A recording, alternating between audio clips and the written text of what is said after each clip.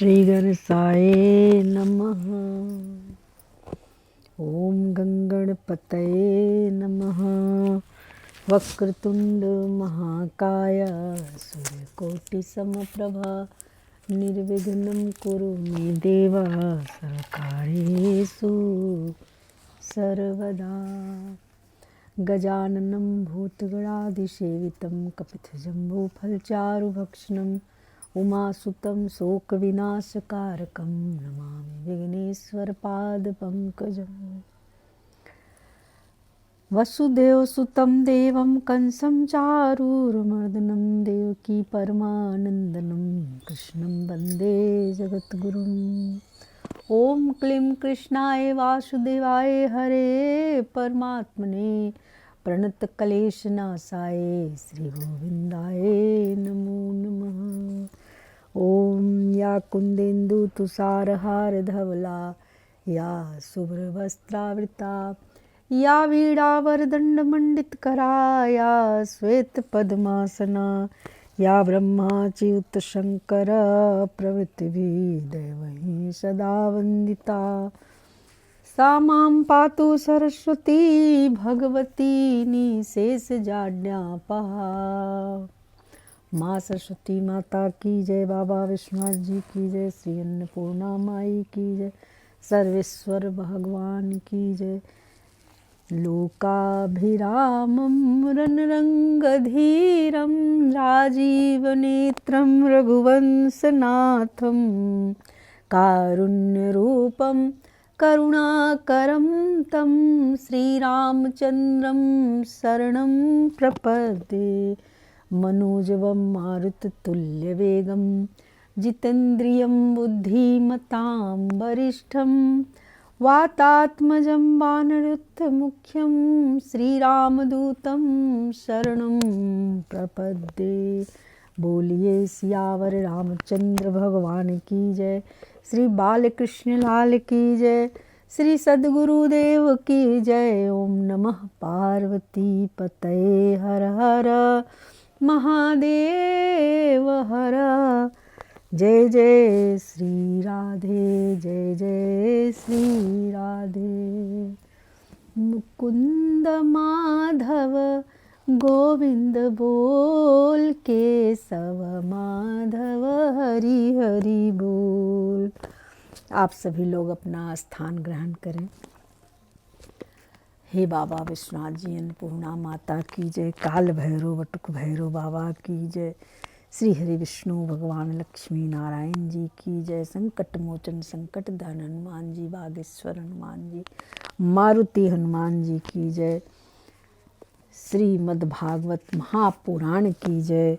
श्री सुखदेव जी की जय। श्री सुख सुधा सागर की जय। जय जय श्री राधे जय जय श्री राधे। हरि ओम तत्सत।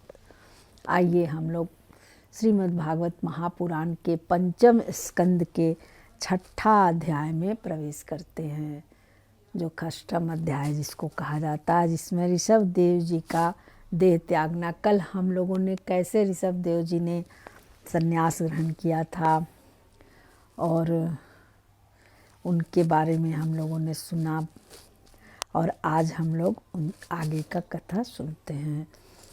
आप लोग जो भी लाइक नहीं किया है, सब्सक्राइब नहीं किया है, ज़रूर आप लोग सब्सक्राइब लाइक कर दें, ताकि आप लोगों को समय से आगे का सब कथा पता चलते रहे। जय जय श्री राधे। हरि ओम सत। राजा परीक्षित जी ने पूछा कि भगवान योग रूप वायु से प्रज्वलित हुई ज्ञानाग्नि से जिनके राग आदि कर्म बीज दग्ध हो गए हैं, उन आत्माराम मुनियों को दैवश यदि स्वयं ही अणिमा आदि सिद्धियां प्राप्त हो जाए तो वे उनके राग द्वेष आदि क्लेशों का कारण तो किसी प्रकार हो नहीं सकती। फिर भगवान ऋषभ ने उन्हें स्वीकार क्यों नहीं किया? श्री सुखदेव जी ने कहा कि तुम्हारा कहना ठीक है, किंतु संसार में जैसे चालाक व्याघ्र अपने पकड़े हुए मृग का विश्राम नहीं करते, विश्वास नहीं करता उसका, उसी प्रकार से बुद्धिमान लोग इस संचल चित्त का भरोसा नहीं करते हैं। ऐसा ही कहा भी है, कि इस चंचल चित्त में कभी मैत्री नहीं करनी चाहिए। इस चंचल चित्त से, चित्त मतलब मन, इसमें विश्वास करने से ही मोहिनी रूप में फंसकर महादेव जी के चिरकाल का संचित तप क्षीण हो गया था।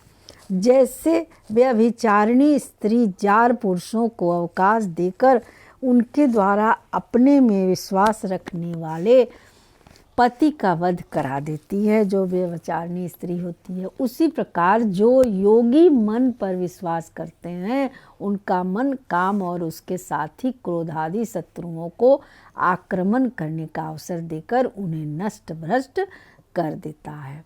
इसलिए मन का भरोसा नहीं करना चाहिए, मन का विश्वास भी नहीं करना चाहिए।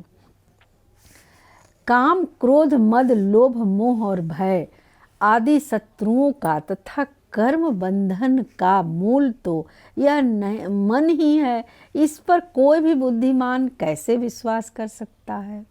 इसी से भगवान ऋषभदेव यद्यपि इंद्र आदि सभी लोकपालों के भी भूषण स्वरूप थे, तो भी वे जड़ और जड़ पुरुषों की भांति अवधूतों के से विविध भेष, भाषा और आचरण से अपने ईश्वरीय प्रभाव को छिपाए रहते थे। अंत में उन्होंने योगियों को देह त्याग की विधि सिखाने के लिए अपना शरीर छोड़ना चाहा।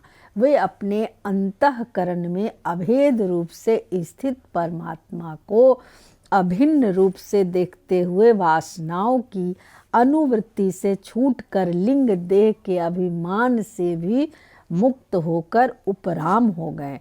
इस प्रकार लिंग देह के अभिमान से मुक्त भगवान ऋषभदेव जी का शरीर योग माया की वासना से केवल अभिमानाभास के आश्रय ही इस पृथ्वी तल पर विचरता रहा।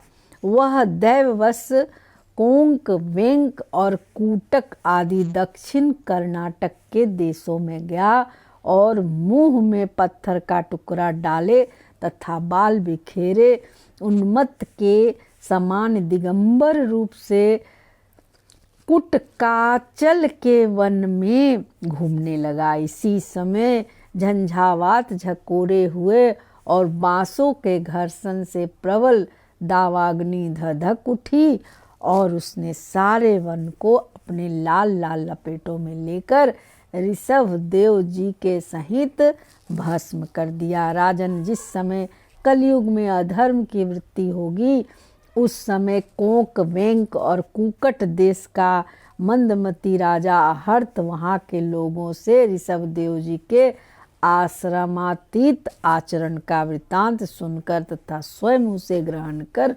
लोगों के पूर्व संचित पाप फल रूप होनहार के वशीभूत हो भय रहित स्वधर्म पथ का परित्याग करके अपनी बुद्धि से अनुचित और पाखंड पूर्ण कुमार्ग का प्रचार करेगा।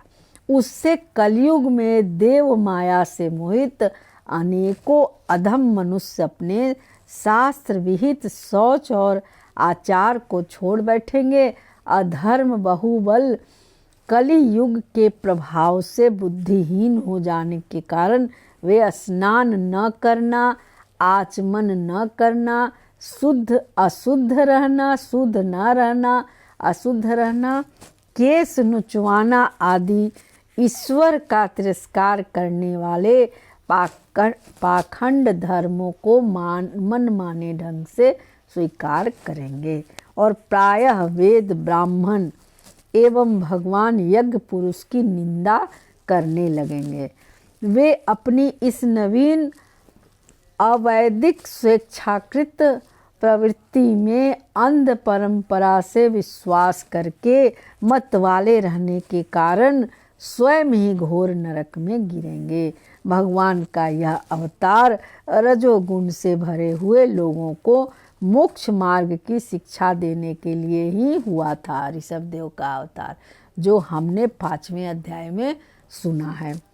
इसके गुणों का वर्णन करते हुए लोग वाक्यों को कहा करते हैं, अहो 7 समुद्रों वाली पृथ्वी के समस्त द्वीप वर्षों में यह भारतवर्ष बड़ी ही पुण्य भूमि है, क्योंकि यहाँ के लोग श्री हरि के मंगलमय अवतार चरित्रों का गान करते हैं।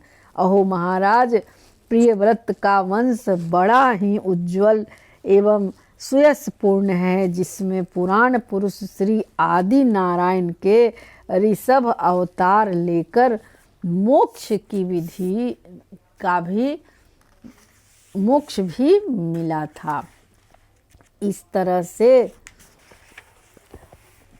मोक्ष प्राप्ति कराने वाले पारमहंत धर्म का आचरण किया। अहो, इन जन्म रहित भगवान ऋषभ देव के मार्ग पर कोई दूसरा योगी मन से भी कैसे चल सकता है, क्योंकि योगी लोग जिन योग सिद्धियों के लिए ललायित होकर निरंतर प्रयत्न करते रहते हैं, उन्होंने अपने आप प्राप्त होने पर भी असत समझकर त्याग दिया था।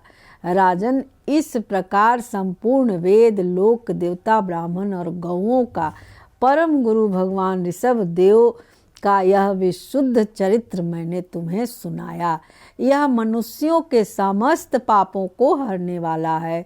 जो मनुष्य इस परम मंगलमय पवित्र चरित्र को एकाग्र चित्त से श्रद्धा पूर्वक निरंतर सुनते या सुनाते हैं, उन दोनों की भी भगवान वासुदेव में अनन्य भक्ति हो जाती है।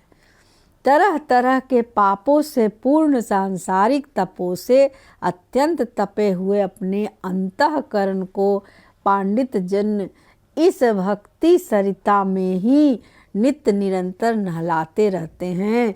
इससे उन्हें जो परम शांति मिलती है वह इतनी आनंदमयी होती है कि फिर वे लोग उसके सामने अपने ही आप प्राप्त हुए मोक्ष रूप परम पुरुषार्थ का भी आदर नहीं करते।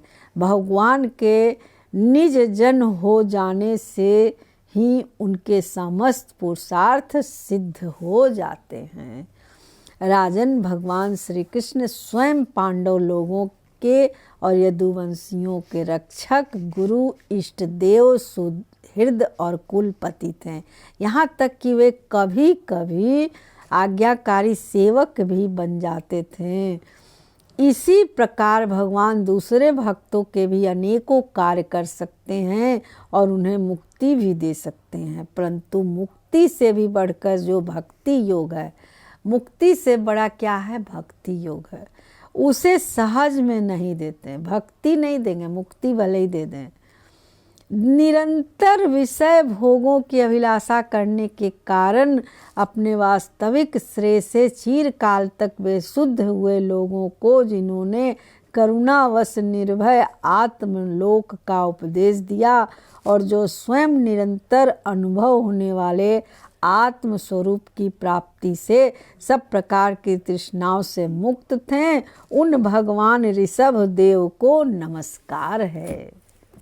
जय ऋषभ भगवान, कृपा बनाए रखिए सभी सुनने वालों को के ऊपर और कहने वाले, सुनाने वाले, सुनने वालों के ऊपर कृपा बनाए रखिए। त्राहि माम रक्षा करें, कृपा करें भगवान। इस तरह से षष्ठम अध्याय जो है, छठा अध्याय, वो उसका विश्राम होता है पंचम स्कंद का, और पंचम स्कंद का हम लोग 7वां अध्याय में कल प्रवेश करेंगे, जिसमें भरत जी का चरित्र है। वही भरत जो ऋषभ देव के पुत्र, बड़े पुत्र हैं। महाराज ऋषभ देव के सबसे बड़े पुत्र जो थे वो भरत जी थे, और उन्हीं भरत के नाम पे भारत पड़ा है ये देश। बहुत सुंदर चरित्र है उनका। श्री कृष्ण गोविंद हरे मुरारे, हे नाथ नारायण वासुदेवा। श्री बांके बिहारी तेरी आरती गाऊं, श्री बांके बिहारी तेरी आरती गाऊं, आरती गाऊं प्रभु आपको रे जाऊं, श्री बांके बिहारी तेरी आरती गाऊं। मंत्रहीनम क्रियाहीनम भक्तिहीनम जनार्दन, यत्पूजितं मया देव परिपूर्ण तदस्तु मे।